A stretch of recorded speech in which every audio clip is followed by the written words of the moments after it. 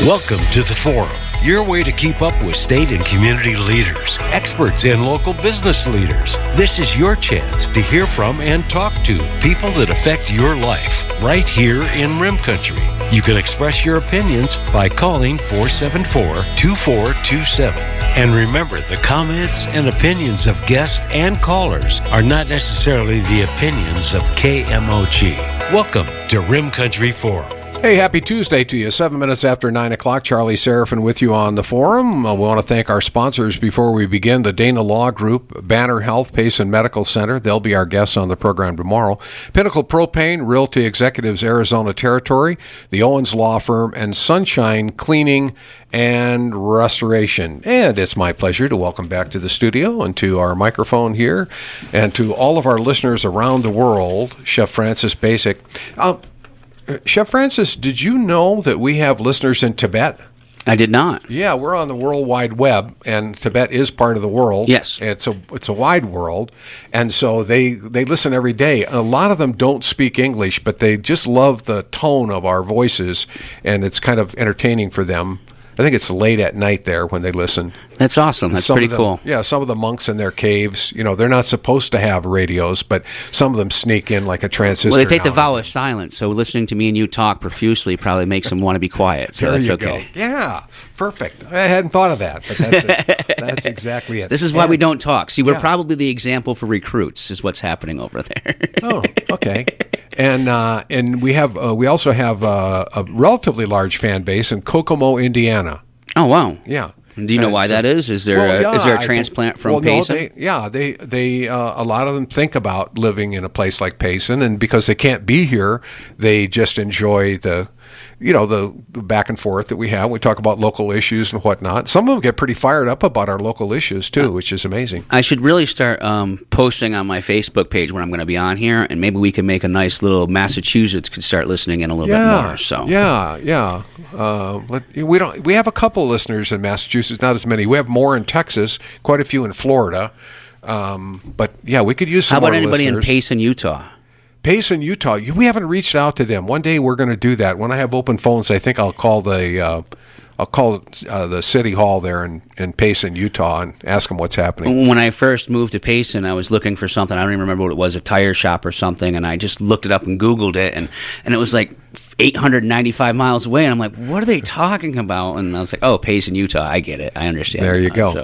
So. Chef Francis is going to talk to us today about cannabis, cannabinoids, CBD, THC, and all kind of other things, which we like to learn about because we don't know that much about. Our number is 474-2427 if you have a question.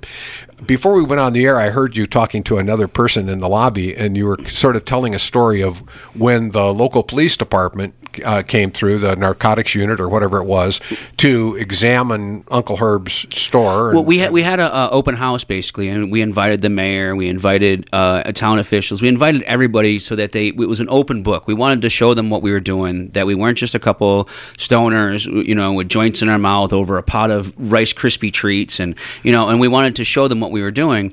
And everybody came through and kind of briefly went through, but the narcotics officers of Payson spent a good amount of time in the building, and they had a lot of questions, respectful questions, and just understanding what they were looking at as far as marijuana and as far as edibles, as far as concentrates. I mean, this was something new to them, and instead of just going out there and making decisions and judging people, they wanted to understand the actual products and the things that they would be talking to people about, or maybe arresting them for, or knowing they don't have to arrest them for because it is just a medical marijuana program product. And I always thought that was pretty cool that they took the time out of their day to learn, to figure something out, and not just be stuck with their original opinions. So. Yeah, it's kind of an offshoot of a bigger thing that's going on, and that's so representative of why we live in Payson. But today, the world in general is remembering that a year ago it's the 1 year anniversary of George Floyd's death. I can't believe a year went by. I mean, it's amazing where we were a year ago and where we are now. Yeah, so. And it's been a really, really crazy year, and in part because of that video one angle video of George Floyd's death. And the loss of any human life is always tragic, and it's a terrible thing. But the point I was going to make is that in so many communities, and particularly in large cities around the country, there is no dialogue between the citizens and the police department. We've got this huge wall that's been built between, and all of a sudden the peace officers, the people who are there to protect the community, because of one bad apple or one really stupid mistake, a terrible decision that the officer made to remain on his neck for a long period of time, which after the fact was not necessary. But because of that, we don't have that kind of communication. But in our town, the good news is that with the sheriff's department, with the police department, those people are very accessible. And I've been to quite a few events throughout Payson. What is it? The casino puts on an event once a year for women's wellness, and I've been to that one. And then they put on one for another wellness thing, and I've been to all those. And I've talked to all the reservation police officers. I've talked to a lot of different police officers, and some of them are stuck on they don't believe it's good. They don't have any belief in them, but they're still going to protect the laws and the way the laws are written. But they're all willing to have an open conversation. And you're absolutely right. In the cities and stuff like that, there isn't that open dialogue. And I think that's what our country needs, is to get that confidence level up, of that not every person that lives in the ghetto or that doesn't have money is trying to rob people, and not every police officer is bad, or not every police officer is making bad decisions.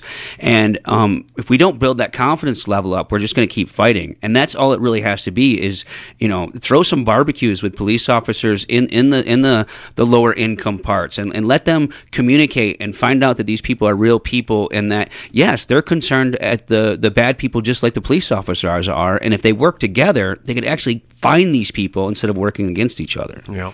Well, anyway, that's kind of a little bit farther off the cannabinoids. It's a little bit, but it's a way to bring it back. Well, maybe if they just pass a joint around, they'd all get along. There we go. Now we brought it back. There's another thing. So a lot of people who are listening to this program, and we've talked about this before, are absolutely convinced that cannabis is a gateway type of drug. And you and I have talked about it, and you were candid enough to talk about two very personal things in your life. One, that you were a drug abuser at one point, and the other one is that you were a stage 4 cancer survivor. Yeah. And both of those things relate back to the topic. Well, it's actually, we can even go a step further now, because I'm trying to change my diet. So I'm trying to cut sugar out. And sugar's been one of the hardest things to cut down, harder than, I was addicted to crystal meth, and I was addicted to cigarettes, and I'm finding sugar and caffeine, cutting those out of my diet, has been tremendously harder than the other things. One, they're accessible. I don't have to go on a street corner to get them or anything else. But it's something that's bred into me since I was a kid, that sugar was part of your diet, and it really doesn't have to be at all. And I can actually say today, my wife had, instead of making me coffee, I had lemon tea with herbs in it, and today was my first day without caffeine, and I'm probably never going to drink coffee again in my life from this point on. I just feel that if I'm putting something black into my system and it's coming out clear, why don't I just put clear stuff in and let it come out clear, and my body doesn't have to work as hard. I drink decaf coffee. Does that count? There's actually a lot more chemicals that go into making a decaf coffee than coffee. What kind of chemicals? As far as I know, there's a lot of stripping chemicals. I believe they're probably gasoline byproducts and stuff like that. I don't know the process. I just read a couple articles, and I think one of the last articles I read was it goes through like 57 processes to remove the caffeine from it, and then it goes through several more processes to remove the things that remove the caffeine from it, to get it back to normal. So, I mean, honestly, if you're drinking coffee because you like the taste of it, maybe you just want to try tea and redo your taste buds and things like that. A lot of it is just out of habit. It's just a thing that you've been doing for 50 years, but if it's decaffeinated, it's really only curing your taste buds. Like black teas and some of the other stronger teas, the Lipton tea, they have a lot of caffeine in them. They do, but they don't have. You're not putting usually as much in there. It's not as concentrated as far as a cup of coffee. Yeah, I'm like you. I don't really need anything to get wired in the morning. Once I'm. Well, as far as I can tell, if you read an article in the morning, you might get a little fired up. And I read some things in the paper. I read some things in the paper this morning, got me a little fired up. But I don't think that's It shouldn't be a necessity that you have to put something specific into your system in order to be able to function. I think you just that should be the definition of addiction. If you have to put something in your system to function, then that's an addiction. Not meaning you're in so much pain you have to take a pain pill. Not along those lines, because that's dealing with something. But if you're perfectly fine and you have to have a cup of coffee in order to function, I mean, that's an addiction. That's you. If you can't get up in the morning and not have your coffee without side effects of headaches or just being really drowsy or all these other things, your body's dependent on that, and that means an addiction. When your body depends on something. Well, I'm going to give you some kudos here, because based on our conversations, good relationships are about give and take, and you learn things from the other person. Absolutely. And you might start out disagreeing with what the idea is. It comes back, but as you kind of think about it, ruminate on it, and roll it around in your head and everything, you start to see another way of looking at whatever the subject matter is. Yeah, conflict isn't a bad thing. No. So, and it wasn't really a conflict, but you talked a lot about pain reduction. You just mentioned it now for cancer patients and people that have chronic pain. And one of the things with the opioids is that we know that they're terribly addictive, and you introduce the concept of that phantom pain, so that absolutely, so that the phantom pain shows up even after the real physical pain is gone, creating the need to take another pill. Absolutely. Your body starts transmitting things, but your body's a bunch of chemicals. So even though you hit your finger and it hurts, and the nerves feel it, there's also a bunch of chemicals that go through your body that release and tell you what's going on and everything else. And so your body can control that. So if your body wants a Percocet, but you're not going to take one because you're fighting it, it's going to be like, well, how about this? Your kidneys now hurt, your back now hurts, or something. And it triggers that emotion for you to, almost like the rat going down the right tunnel to get the cheese. Your body's like, this is happening. Oh, I'm supposed to do this now.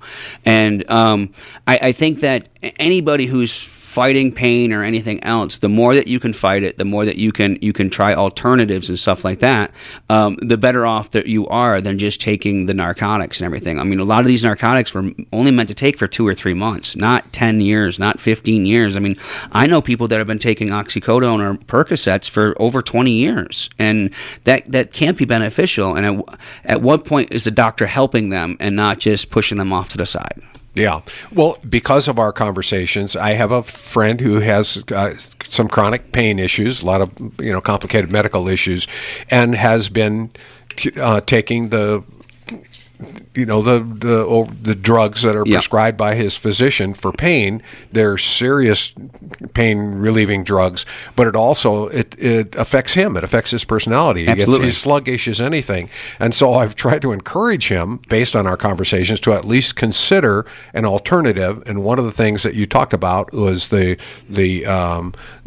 cannabis that comes in a capsule that's a concentrated form. Mm-hmm. And I told him, why don't you talk to your doctor at least about some of the other options that are available to you, because if you're in a situation where you got to take 2 or 3 pain pills every day just to exist, that's an addiction. You're addicted, and it wouldn't hurt, I don't think, to try to go in a different direction. No, and if the issue I have with some of the doctors out there too is it's about, all right, well, let's get you out of pain, but they're not talking about the sugars. They're not talking about a lot of other things that increase the inflammation, that increase the irritability, that do all these things. So, I mean, I really think that when you go to see a doctor, you should almost be seeing a nutritionist, a doctor, and someone that with a little bit of psychiatric, just so that you're well-rounded in talking to the medical field, and you're not just focusing on one aspect of it.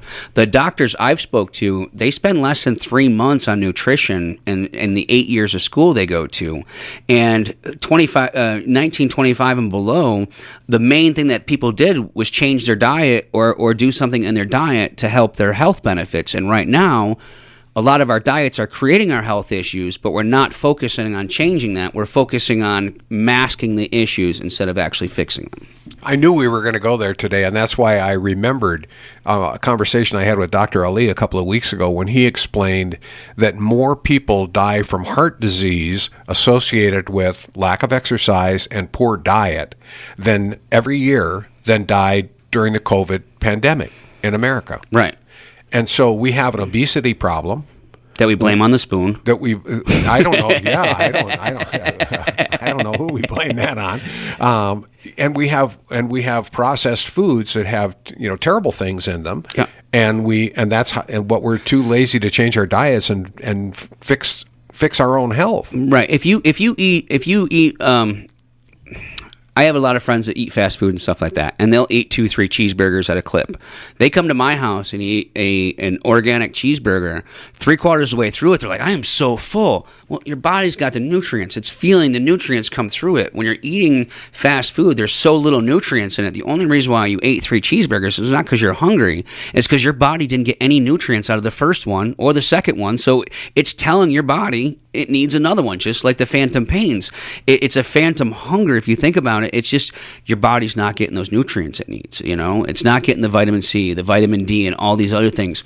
When you look at a side of pasta and it says riboflavin and niacin and all these things, the reason why they call it that is because vitamin B would be too easy for them to write on there.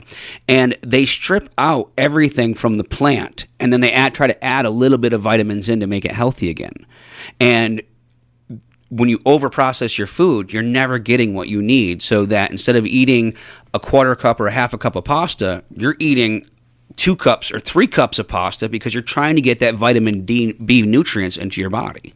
So I take a lot of raw vitamins and things like that in the morning time, so my body gets a little bit of the vitamins, and then I try to eat as healthy as I possibly can. And a lot of that is just making sure I'm making my own foods.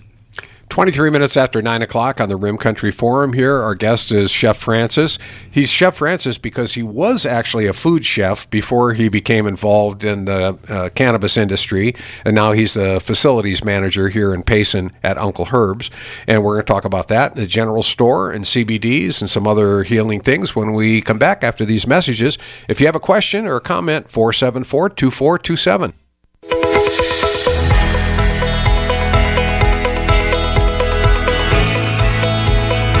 If I haven't told you yet this morning, I so appreciate you listening every day. It's really great of you to expand your horizons along with me. I'm not the sharpest blade in the drawer. I'm learning something new every day, but it's really fun having people in that have a different background and a different perspective. And I was just telling Francis about yesterday's program and the story about the lady who dropped her wedding ring in the toilet, and how the sanitary district was able to figure out through their computer system how long it would take for her discharge to end up in their system. And they sent somebody down. They did the calculation, figured it would take X amount of time.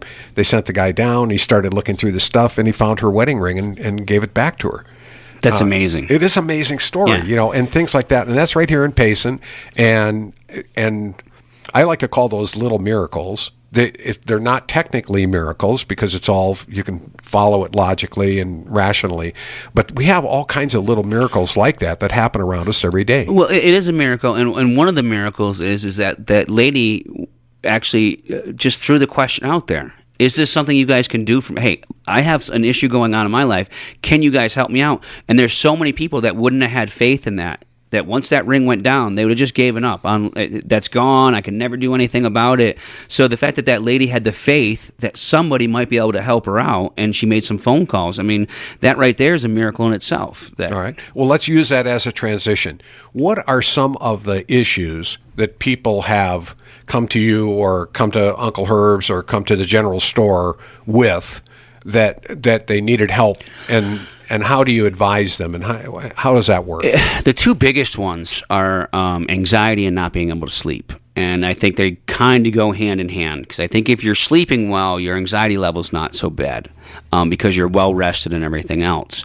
And a lot of that, I think, is just calming the brain down and focusing, meditating, things like that. But cannabis has been very beneficial to letting people get to that point where they can calm down and maybe meditate a little bit at night. And once you're sleeping well, your anxieties will come off a little bit. And a lot of the anxieties from people are, I feel myself, is when my anxieties come from are when I don't know exactly, have an outline of my next day. Like, if I'm not sure what's going to happen at work the next day, or what I'm going to do for this, or what I'm going to do for that, I'm not saying strategically plan everything, but just a little bit of outline.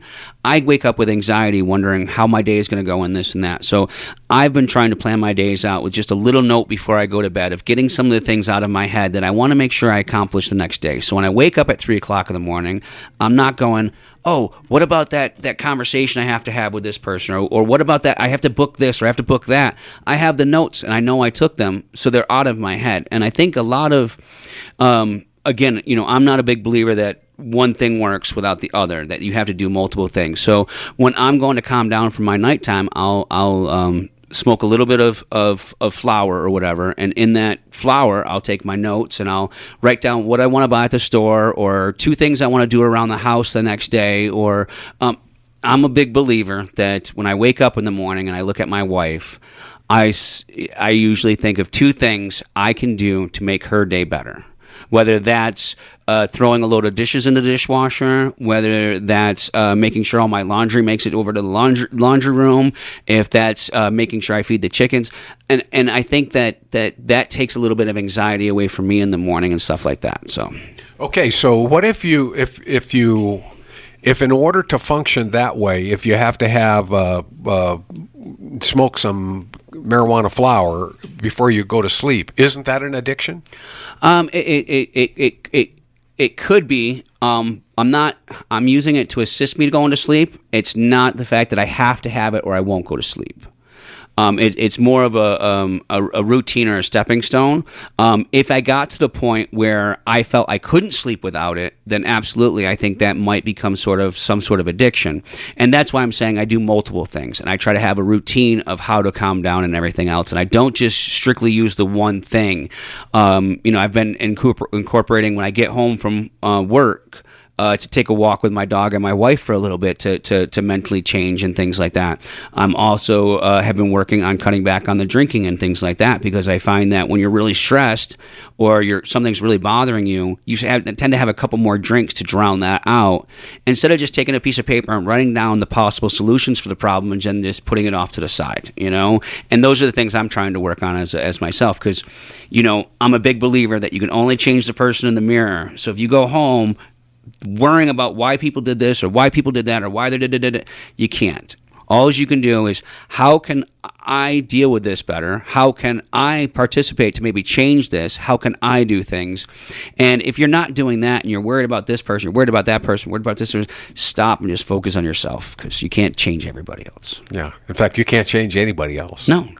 I mean, you can change people's shoes for them. But that's about it. You can't change the way that they think. You can't change the way they act. You can't change anything. I mean, except maybe by changing yourself and them seeing that you're doing better, maybe help to change them. But you didn't change them. They still changed themselves. So yeah, you can set a better example. You're on the road to enlightenment here, Francis. I'm just going to warn you, because someday if you get to enlightenment, you probably won't come in and visit with us anymore. Oh, absolutely. You'll be doing higher things. I feel like I try to enlighten myself a little bit each week, and with something else, and a lot of that's just being open-minded. Don't judge people. First of all, don't stop looking at somebody and automatically thinking their story, or why they did this, or even if they made a mistake and stole something or made a mistake. People do make mistakes and they do get better, and that mistake might be their life-changing moment where they decide that they're going to change or whatever. So you can't judge people on the things that they did, especially if you like them at all. You have to just respect that whatever they've done in their life has got them to that point. I've made a tremendous amount of mistakes in my life, but I can't regret any of them, because I wouldn't be here talking to you if I regretted them or changed them. You know, I wouldn't have my wife in my life if some of the mistakes I made when I was 18. If I didn't get addicted to crystal meth, and if I didn't do this and I didn't do that and make this bad mistake and lose this job because I did this or whatever, I wouldn't be where I am right now, and I wouldn't look at the world the way I do. But you always admit your mistakes. You've taken responsibility for them. Yes, you have to. It's the people who push them under the rug and to the back of their mind. Because you're not fooling anybody. Or Again, blame somebody you're else. only fooling yourself. Yeah, there you go. You really, I mean, get out of your own head. You know? Okay, so let's talk some technical stuff here. The dispensary, the marijuana dispensary in Payson is closed at the moment. Our retail is closed. We're doing curbside delivery. We're actually going to be cutting down to Monday, Wednesday, Friday, Saturday because we don't have a lot of people coming in at this point. If the numbers go up, we can start bringing more people. We can open up those days more. But that's for medical marijuana only. That's for medical marijuana only. And that's not coming from your facility. It's coming from It's actually coming from Sholo. And we were able to partner with Sholo to do this. The main goal was just to try to get some medicine to the patients in Payson. And then we did acquire a recreational license with a company we partnered with that was named Jars. And Jars will be running our retail. And I don't know all the ins and outs, but I believe some of the terminology has to be changed in the bylaws because it's only written for medical marijuana, and it has to be a change to medical marijuana and adult use or something like that. And I know that we're in the process working with the town to figure that out and everything. Once that happens, then we can get our permit to do the construction, and within 30 days from that point, I believe we'll be open with recreational. So I would say hopefully in the next 60 days, recreational will be available back in Payson. What kind of construction do you have to do? Well, when Jars comes in, we were currently only set up for 2 to 3 stations. And they want to have 7 stations set up so that people can. They expect it to be able to create more people coming in and out throughout the years as it builds with the recreational, and so they want to expand where our retail was to have more stations so people have less lines, they're in and out faster, and that they can accommodate more people in a timely manner. Is that a logical expectation that more and more people will be it is, especially if recreational marijuana? Yeah, especially if they do the advertising correctly. You know, people shouldn't be traveling long distances with their cannabis. That's not what one of the reasons why the cannabis program was out there, is so people didn't have to travel all over the state with large amounts of it. So, you know, as far as the lawmakers and DHS, they would prefer people to get it locally and not buy excessive amounts or whatever. So it is encouraged that when people are going camping, instead of going to their normal dispensary, to come up through here and pick it up if they're going around here, or if they're going up to Sholo to pick it up there, so that they're buying more locally. And also they're getting new strains, they're getting new edibles, they're getting more unique things that they might not get at their own dispensary. Oh, we had a question and somebody gave up on us already.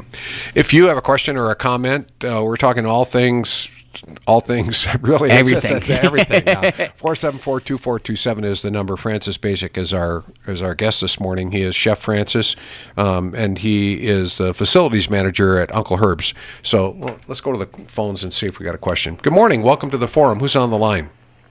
This is Jenny. Hi, Jenny. How are you? Excellent. How about you? Good. I just have a question about all the illegal drugs that are coming up through our state. How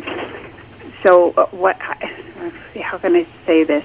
I'm trying to figure out a way. How do you regulate how much is going out where, and is it all?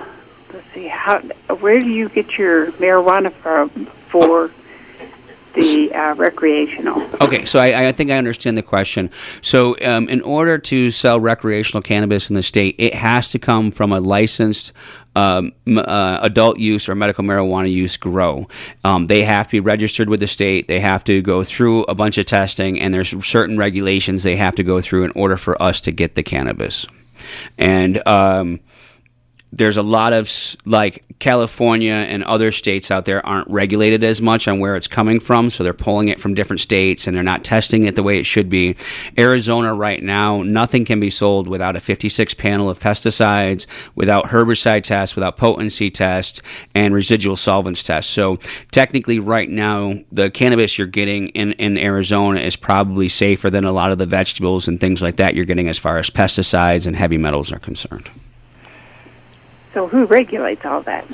Department of Health Services does. So then they know who's getting what and how much. And I guess in the legal channels, yeah. In the legal channels, they know. In the illegal channels, the people who are the cartels that are running drugs through Mexico, some of them manufactured in China, that are coming through Arizona, there's no control on that. No. And the more that the borders are open and the immigration situation is the way it is right now, the more of those drugs that are being flooded into this market. Right. Adult use isn't regulated as much. As far as medical, there's a website that DHS could actually log into and see the last time I purchased and where I was when I purchased it and what I got. As far as adult use, that is not true. Adult use is just like the liquor stores. They don't regulate. They don't keep track of how much liquor you're buying or how much Advil you're buying or Tylenol you're buying. But you are limited as far as you can only pick up a certain amount per transaction every day. Right. So I guess what I'm saying is I just wonder how much recreational you're going to be able to sell with all these drugs coming up through the open borders. Most people that are actually getting into the cannabis right now, they're getting into it because they're trying to find healthy alternatives. So the last thing they're going to try to do is save a buck and get something off the street that they have no clue on how it was tested, where it was made, or anything else. We can see... I stand in the lobby and talk to a lot of our patients, and in Payson, our patients are mainly above the age of 50. I would say that when we had the dispensary, maybe 10 to 15% were under the age of 30, and most of the patients were above the age of 30, and 70% to 60% were above the age of 50. Mm-hmm. Yep. So, yeah. I guess you answered my question because I was just kind of curious what the difference is and how you know how much is going. I know you know how much is going out in the government, but there's a lot that's coming up through the borders, and there absolutely is. But I mean, just anybody buying anything, and there's a lot of drugs going through Payson. Yes. I've heard that from even the mayor himself.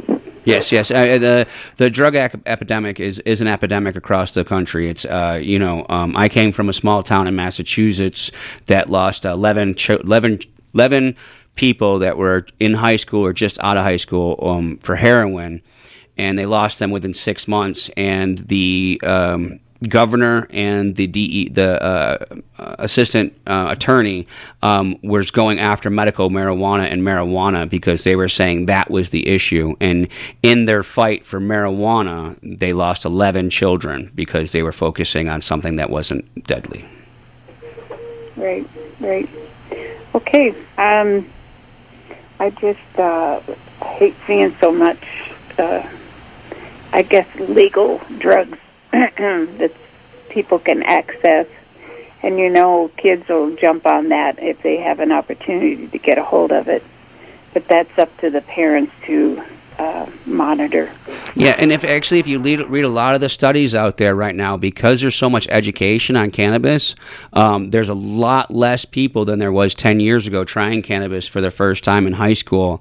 A lot of them because of the educations and everything else. There's actually a large group of children that are staying more away from the cannabis because it's educated, because they're learning that it can damage their mental abilities, and it's something that they should use when they have an issue, not use when just to have fun, like just to have a drink or a cocktail or something. It's so the education level out there, and I think the education level of anything is key to us making progress. I agree. Okay. Thank you, Jenny. Very much. I appreciate your information. No, thank you, Jenny. Thanks for the call.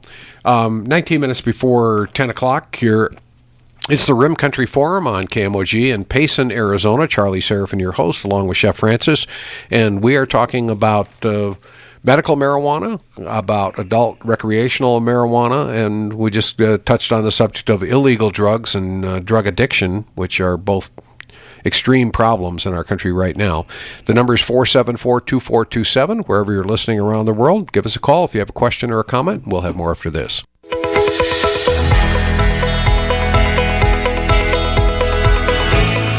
Chef Francis from Uncle Herb's is here as our guest this morning. And Francis, you just mentioned your own life story again. I know you told it once before on the air, but I think it's an important one when we talk about education and Jenny's call.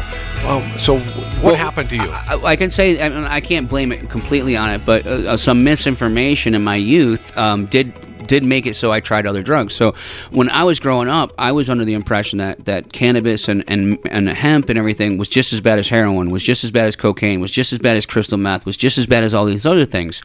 So when I decided to rebel and try cannabis, and I found that it was very beneficial for me as far as it calmed me down. It helped me with my focusing. It helped me with my schoolwork. It helped me with my anxiety, my social anxiety as far as going out and dealing with people. It helped me with all of that. So I felt, well, cannabis was told it was all these bad things, and I'm finding it's beneficial. So I decided, well, maybe everything else I was told was bad really wasn't, and it is beneficial for me. So I started trying the cocaine, and I tried crystal meth and all these things, and they were correct on those. They were all very, very bad for me, and they created very bad habits, and I was hanging out with very bad people.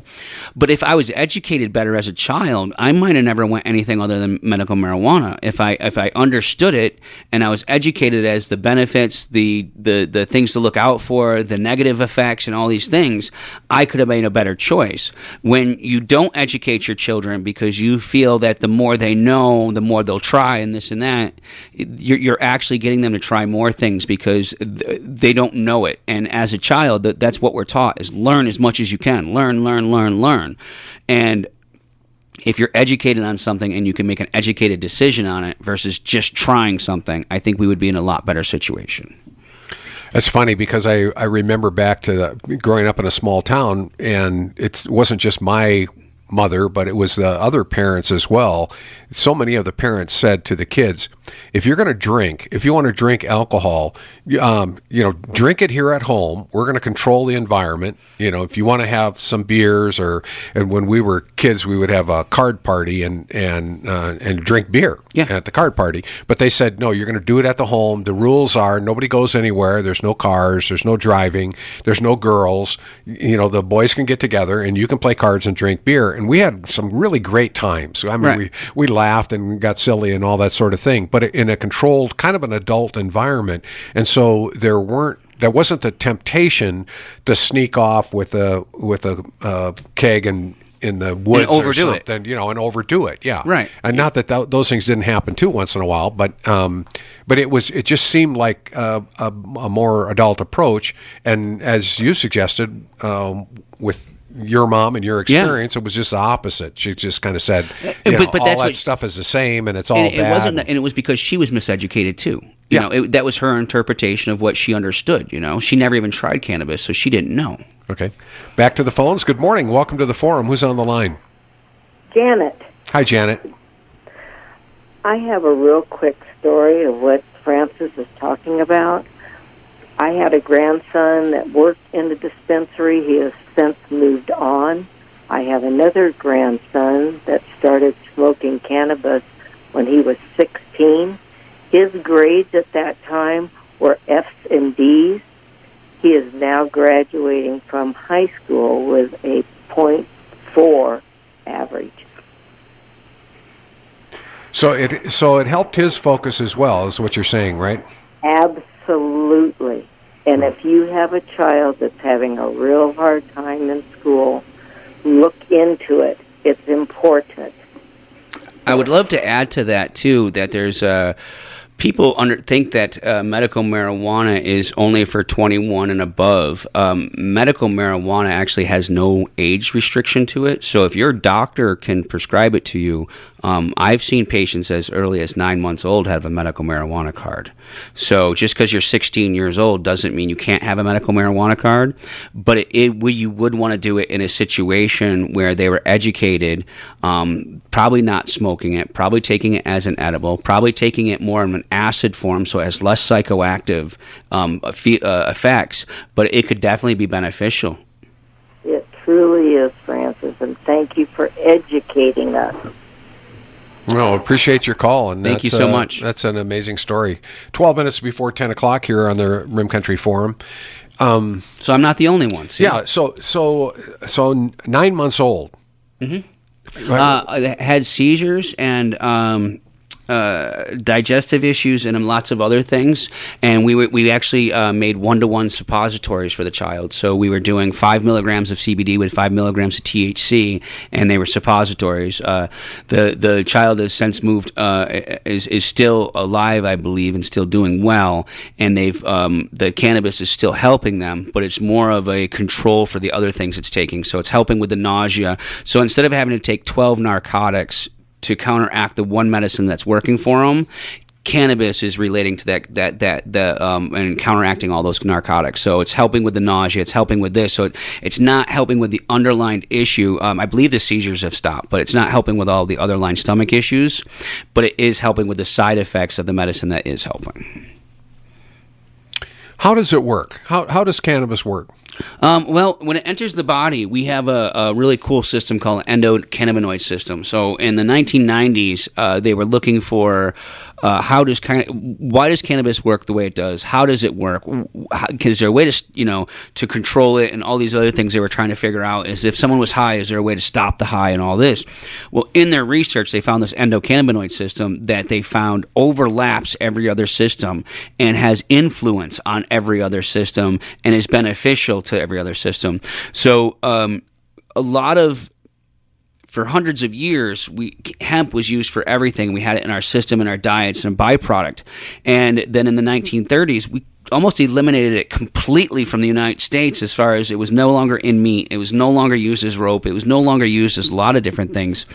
And since then, it seems like we've been getting a little bit sicker and sicker and sicker and sicker and sicker. So there's a group of people out there, myself included, that believe a lot of our issues are from our endocannabinoid system being not having enough cannabinoids in it.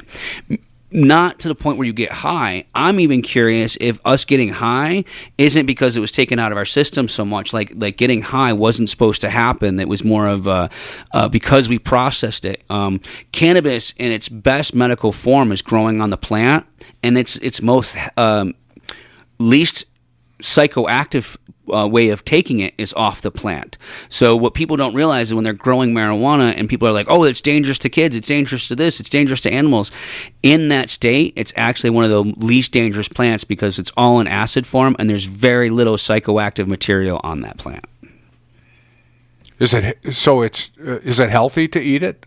My wife eats it in her shakes and stuff like that, and it actually helps with her tremors that she has. There's a lot of people that believe it helps as a raw product and everything. I believe it does help. There's not a lot of scientific evidence yet out there because they haven't been able to do research because it's still a Class 1 drug.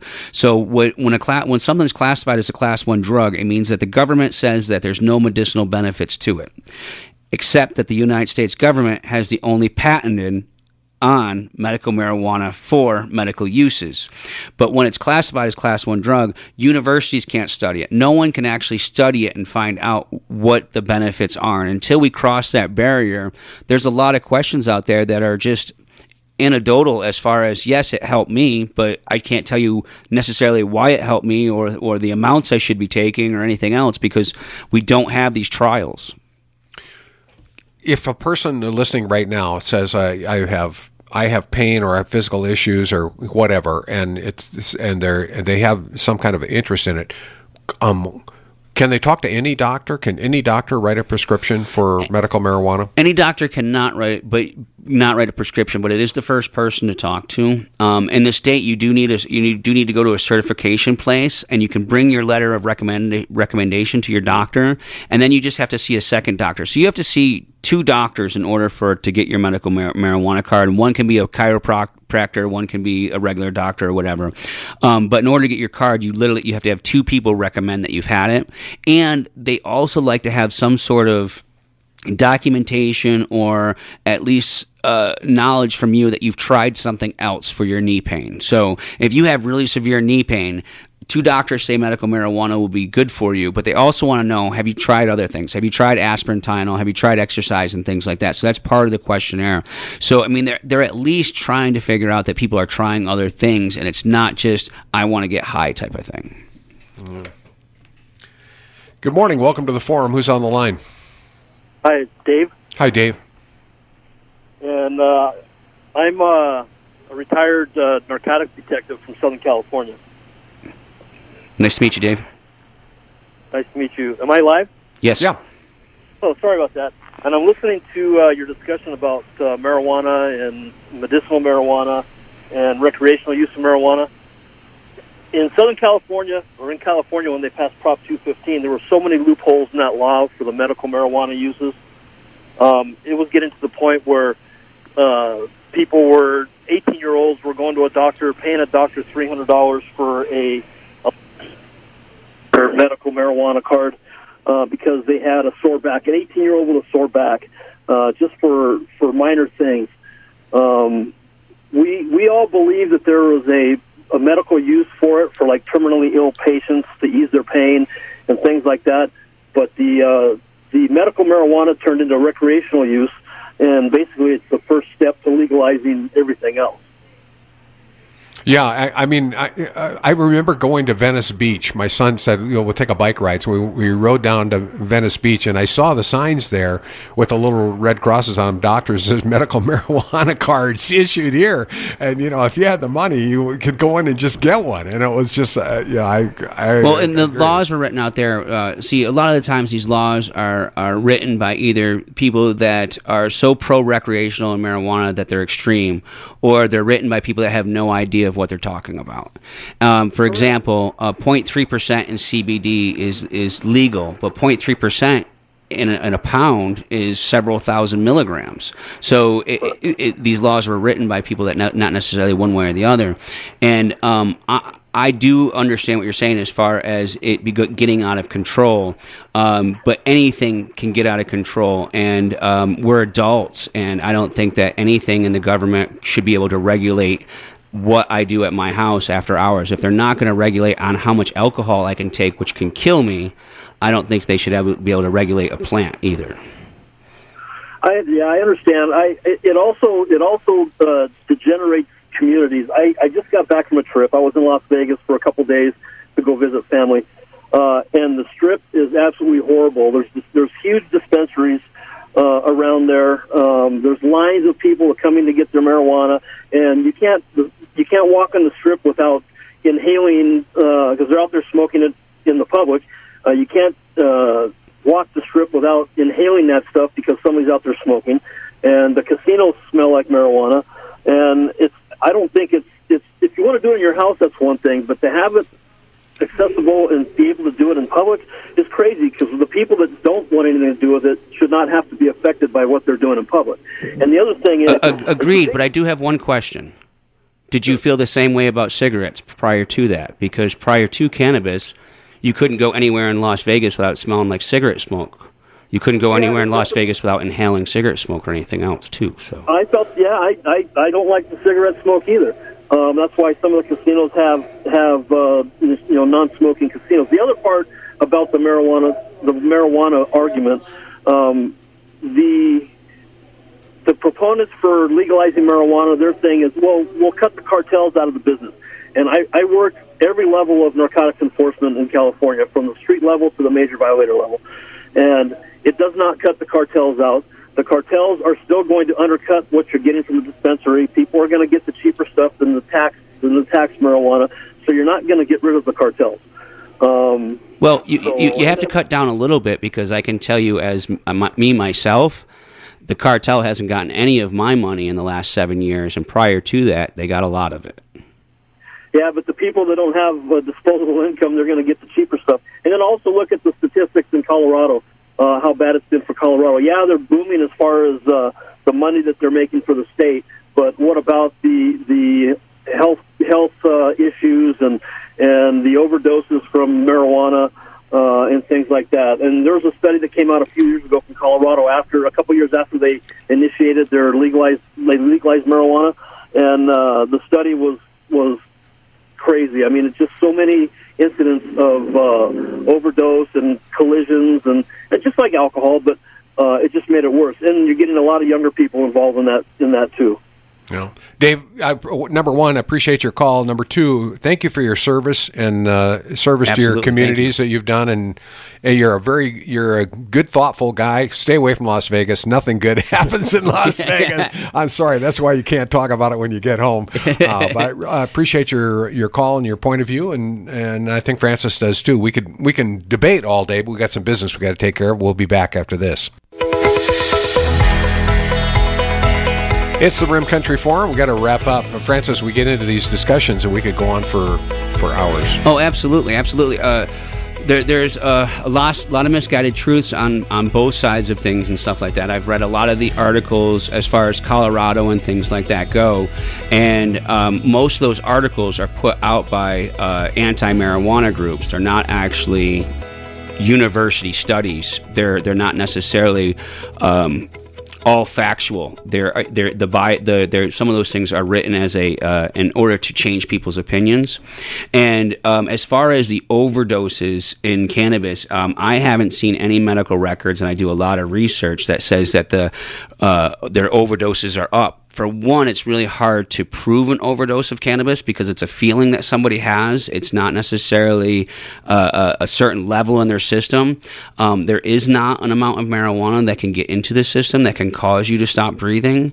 So to call it an overdose and not just a psychotic reaction or something like that, to it is one of the misguided things. And this all has to go back with education. The more people are educated and the more people are educated correctly as far as getting university studies out there that have solid information of what cannabis can and can't do, there's no reason to debate a lot of this stuff because we don't have the facts. But you're not promoting everybody should smoke pot. No, not at all. Not at all. I think I think it's very beneficial to a lot of people.